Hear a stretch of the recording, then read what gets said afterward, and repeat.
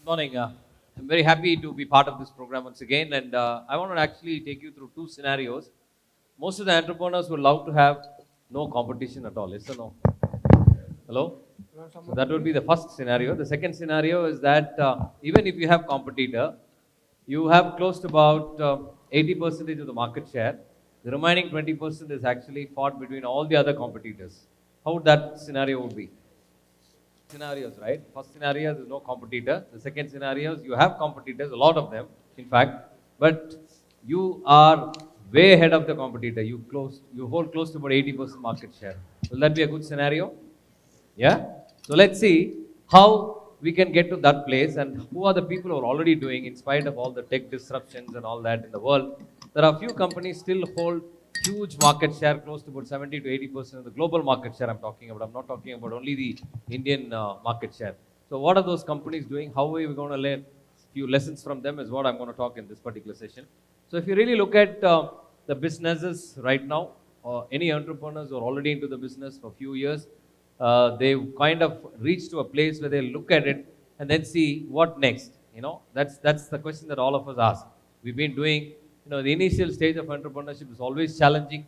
Going beyond, you need to take your business to the next level. So you start looking at your own capabilities of your businesses.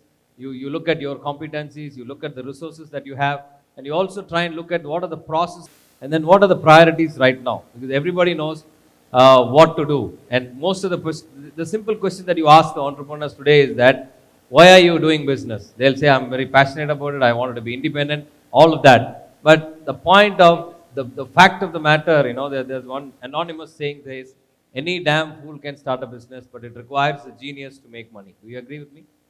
Hello? Are you really making money out of it? Are you really creating that kind of a wealth? How is your business right now in terms of the wealth creation? All these questions that you need to ask yourself. So you have to look back and ask, where are you going to focus going forward? What are you going to do? How are you going to do? And more than anything else, why are you doing it? So if your why is very clear, then the how becomes easy. If your why is very clear, the how becomes much more easy. So I wanted to actually take you through a few of the stories as well. So if you really look at the stories of an entrepreneur, they start something out of passion, they have an idea, they want to do something or the other, and they go all out and get into act. As they go by, they get into so much of challenges, because everybody creates a bank plan, business plan, and those business plan, the business model, you give it to the bank for funding, all that is fine. But are you really going as per the plan that you created is a question mark that you need to ask yourself. The question here is, as you start into the business, you have a plan, but will that plan work out? I want to actually take you through the story of this company called Honda. Japanese companies have really done a hard work going to the American market, wanting to establish big time, fighting against the big companies like Ford. When the Japanese got into the American market, they did a lot of work. Even they have to work as a maid in some of the houses to figure out how the customers actually behave, what kind of preference they have in terms of the cars and all that. And one of the things that they were doing initially during the launch of some of the products, they want to test market it. So they launched the super bikes in the US market. They waited for 6 months, 8 months, 10 months, nothing much happened. Some of those employees of Honda, they were staying in the US, and during the weekends, they have a smaller bike which is called the Cup. Those bikes were used to go buy some groceries, go buy something here and there. And during the weekends, these guys used to play around with it. They do a little bit of dirt here and there in the streets, in some of the less populated area. So what actually happened is, some of these American youngsters, the teen guys, started looking at these bikes. The original idea was to have a bigger bike, but that was not successful at all. So then these American teenage boys and the young adults, they wanted to have a ride on these smaller bikes. And what actually happened is, they wanted to buy those bikes eventually. So their main strategy of the bigger bikes actually taken a black seat, and they started having the smaller bike. So this is in the business term, according to the Harvard professor. He talks about the deliberate strategy and emergent strategy. You have a strategy to get into it, but that doesn't work, but you come up with another strategy. This is something what every one of entrepreneurs, we get into an act, and we start doing something, we wanted to do something, but after some time, then we get into another thing altogether. So the other story that I want to share with you is that you have customers, all of us have customers. we need to ask this question, why these customers are coming to us. So, another interesting story that I want to share with you, there used to be a milkshake vendor in one of the big towns in the US. So they wanted to figure out what kind of milkshakes the customers really like. So they went on, did some questionnaire, find out with some kind of survey. After a few surveys, they added a few more flavors. Again, few more surveys. Again, few more flavors were added onto it. As you go by, the sales of the particular milkshake was not at all going up. It's as same as it was earlier. So one fine day, another team of people came down, and they wanted to really go and ask those consumers, the customers, why are you buying milkshakes from this outlet? So those one particular customer said, it's very handy. When we are driving from one place to another place in the morning, we are in a hurry, we need to reach our office faster, so we can't have sandwiches, we can't have something else. All we have is a milkshake, and it is covered. You can sip it up, your tummy is filling, and you can reach to another place. So they are actually having milkshakes not for the sake of the taste of the milkshake, but just to fill the tummy. So you need to ask yourself, why are those customers coming to you? Is it because of the quality product? Is it because of technology? Is it because of something that really they wanted to buy? Are they buying for something else? If you really don't know, any amount of innovation, any amount of technology change will not help you. As I told you, I was looking at those companies, which are those companies who actually enjoy close to about 50, 70, 90% market share in the global market scenario. So I come across a few of the companies, and I'm going to take you through some of the lessons that we can learn from these companies, some of the mistakes that they've done. And I want to leave you with 4 points. Some of you are familiar with this particular product. It's called Tabasco, and it is a sauce. It's a little bit of chili sauce, little hard sauce. And this company was started close to about 160 years back. And they enjoy a market share of close to about 85%. So that is an amazing number, right? I'm sure some of you use this aquarium tank at home, right? This is a product which is actually a fish, all right? I want to take you through another company. This company is called Velvac. They have the LCD panel for all the televisions that we have in our houses.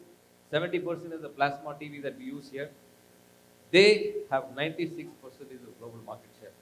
We're talking about competition, and we have a lot of companies exist in this scenario as well. There's another company which is a very interesting company based in Germany. They have close to about 270 employees in Germany, whereas they have 18,000 employees in China. They make 1 million components every single day, and this component goes for all the mobile chargers that we use. Again, amazing market share that we're talking about. And very own country, like a very own company from our own country. I was looking at is there any Indian company into it? There's another interesting company called SL Packaging. This company manufactures those toothpaste tubes. All the tubes that we use, toothpaste, they only manufacture tubes for that. Any amount of toothpaste brands in the world. And they enjoy a close to about 33% global market share. Is that a good amount of percentage? Yes or no? Yeah. So let's look at what are those lessons from these companies, how they are making it big, and what are the mistakes that they are making, and what we can learn from them. The first mistakes that they talk about is that some of the mistakes that the rest of the people do, and first we'll look at the mistakes, and then we'll start looking at the positive side of it. It's all about, most of the time that we get into business, there is a strategy which is long term, and there is also something called tactical, which is short term. That means you go to the office, as an entrepreneur, all of us know, we have so many things on our head. You go to the office, there are hundreds of other problems waiting for you. Yes or no? You solve those problems, and then go start looking at another problem. The next day morning you come, there's another problem waiting for you. So you really don't know where to take your business in terms of planning on the strategy. You try and fix challenges every single day. So that's one of the challenges. Second thing that we're talking about here is, you are in one business, and most of us know the grass is always greener on the other side. You look at the other business and you get excited about it, and everybody, Rajiv talks about the unicorn, within 3 years you can become a billion-dollar company. It looks very easy, but if you really look at when these people have started, Facebook would have made $1 billion, other company would have made X $1 billion. But when was the day that they started? They started from the day that they were in the college. So it's more than 10 years, more than 12 years, more than 15 years. It's not just 3 years ever since they started the company. So it takes a lot of time. So you need to be really looking at, why are you in the business? What kind of passion drives you to take your business to the next level? So don't get into uncomplicated diversification. If you don't know the business, don't get into it. If you want to get into the business, find somebody who knows that particular business already, because he's already reached the learning curve. The third thing that I want to talk about is unnecessary expansions. You have so many people coming into your company, keep them all onto the board, and you also take decisions very, very fast, hasty. You get into quick decisions without even thinking through. This is another mistake most of the companies do. The next thing that we're talking about is, you have a plan, you go by the plan. I'm sure some of you would have read those business newspapers every single day. There are some news press releases of some companies. Those companies will say, by the year 2021, we wanted to grow this market. By 2022, we want to enter this market. We are not entering into this market at all. That means they are very, very clear what they are supposed to do and what they are not supposed to do, right? So, that is the strategy which they have planned in. But in due course of time, they will not change. Most of the bigger companies, organized companies, don't change. But people like you and I, we change. We have a plan, but that plan doesn't work, so you change, get into plan B. Because we can't really depend on anything, and every single time we make wonderful decisions. I was quite impressed with what Aravind said this morning. You need to have advisor in your business. You need to have sounding board member who will ask you questions. Are you on the right track? That one question will make a lot of thinking. You make a lot of decisions based on gut, and you tend to make a lot of mistakes. When somebody asks you, it's just a reflex. You really want to do this? If somebody asks you, then you are very clear. Okay, I think I don't need to do this. But we don't do that, because entrepreneur, CEO, their role is alone at the top. You don't have anybody to ask you questions. Yes or no? And we don't like somebody asking questions, right? So that's something which we need to look at it. Don't change strategy, directions unless until it's really required. Another important thing is that today, people say, earlier days, when few generations back, if you want to get into business, the first thing that we look for is money. You have enough and more money to start the business. You have enough and more capital to run into the business. But today we are talking about, you don't need to have money. You have an idea, somebody else will give money, right? Which is a good thing. But you can't run a company with all 100% money from somebody else's. You also need to have money. You find an idea. You create your own fund, a little bit at least to start with. So don't borrow much. So if you try to get into more of a exposure in terms of financial, you're going to run into trouble. So that's something which most of these companies avoid making mistakes. The last thing that I want to say you is that one side of it, we don't want to invest unnecessarily. The other side of the story is that we cut down unnecessarily. The business is not doing good, suddenly you close the branch. Business is not doing good, look at the high paying guy. You are paying him high, but he's also contributing high in terms of revenue to your company. Don't look at it, you cut him off. So, and you wanted to save money, but those are things that are not planned. You always get some advice from your financial consultant to figure out what need to be cut, what need to be taken. Okay. So some of the companies, they don't have a long-term vision. They get into survival mode. They also make some kind of most of the businesses, if you look at it, very simple. It's not complicated. All we need to do is use our common sense. Some of the times we want to be really, really clever. People say you don't have to be really clever, but avoid being not stupid. Avoid being not stupid. I want to give you another example. There's a very interesting company called Dell. I'm sure you know about it. This company was actually at one point of time outsourcing a lot of things to other people. And there's a company called ASUS or ASUS, what you call it as. They also have a laptop, and they were into building some inbuilt processors and hard disks and all of that. At one point of time, ASUS was actually supplying a lot of components to Dell, and it was white labeled as Dell and started marketing in the marketplace. As they go by, they started expanding, and Dell was very comfortable, start giving them one after the other. So it so happened at one point of time, close to about 90% Dell was dependent on this company. And eventually, ASUS also started getting into the market with their own brand name. So, these are some of the lessons that we can learn. So, you need to be very, very clever, but trying not to be too stupid. One thing which is very common for our company, like, entrepreneurial-driven company with 30 people plus. The challenge with us is that you find one particular person who's extremely good. We call it as external managers who are part of the company. But these guys, when they are doing extremely good, it feels good for you. Yes or no? Very, very good. You are very, very comfortable with this particular person. Too much of rely on this guy because you don't want to change. And you don't want to fire this guy because you're very comfortable with this guy. So what will happen now?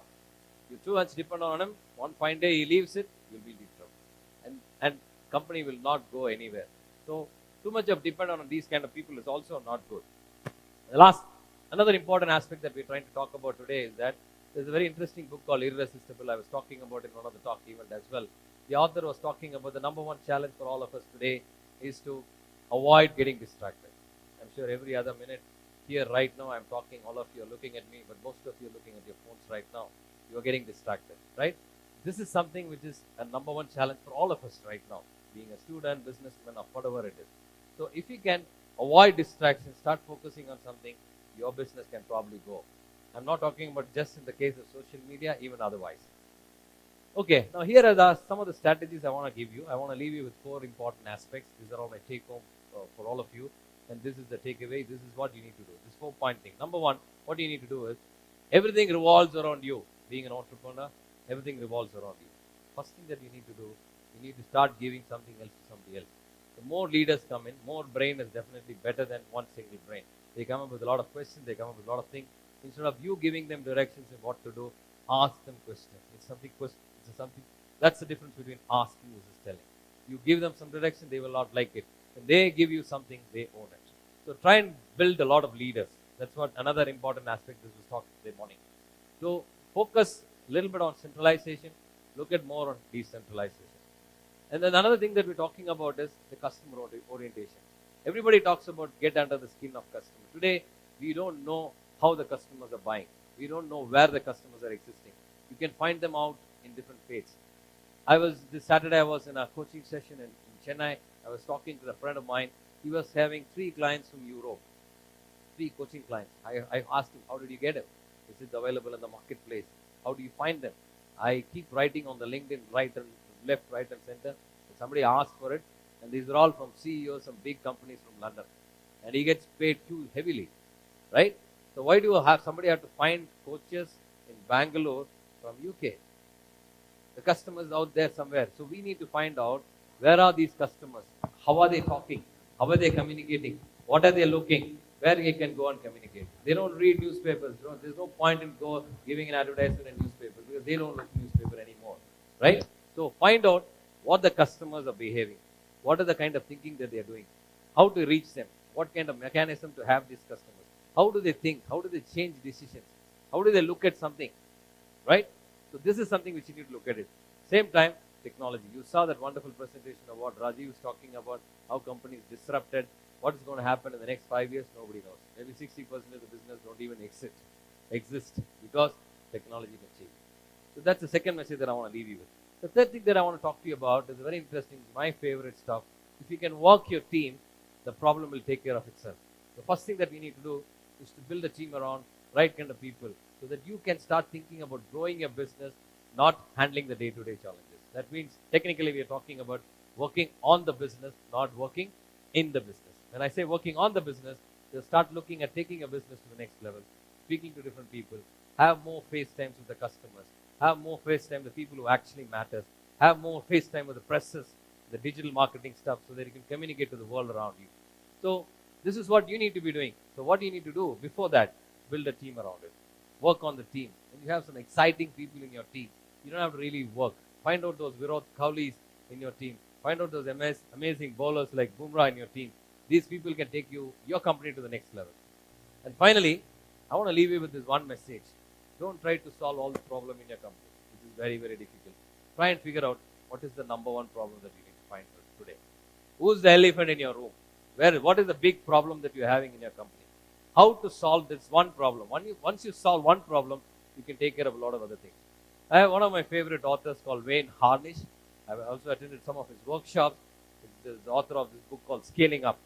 And he talks about how did Dell manage addressing this particular idea.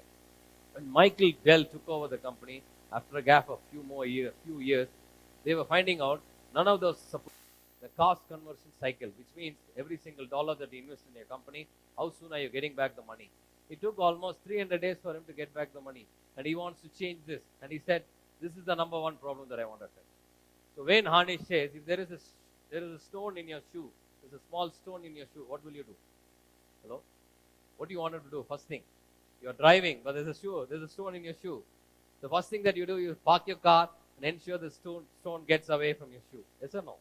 So that's the number one problem. What Michael Dell did, he started addressing that. So he started going online, making to the people directly, and he said, you can customize your computer, you can buy your laptop whichever way you wanted to buy, but all you need to do is pay money to us first. So the cost conversion cycle of 300 became minus 85. That means you give the money to him first, and he will ship the computer later. Right? With that, thank you very much. All the very best.